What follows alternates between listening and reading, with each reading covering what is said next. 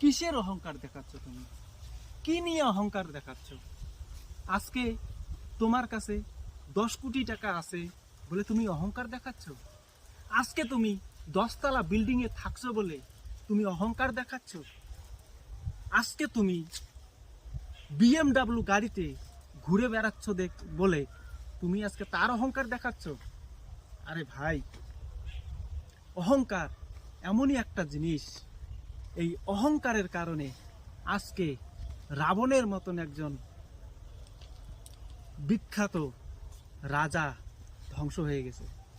আজকে এই অহংকারের কারণে কারুনের মতন এত ধনশালী ব্যক্তি ধ্বংস হয়ে গিয়েছে। আজকে এই অহংকারের কারণে ফেরাউনের মতন একজন সুনামধন্য বাদশাহ ধ্বংস হয়ে গিয়েছে।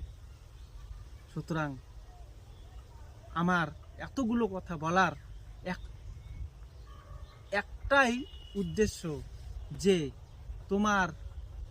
তুমি যত কোটি টাকার মালিক হও না কে, তুমি যত তালা বিল্ডিংয়েই থাকো না কেন,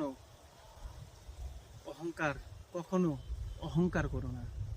অহংকারই হচ্ছে মানুষের পতনের মূল।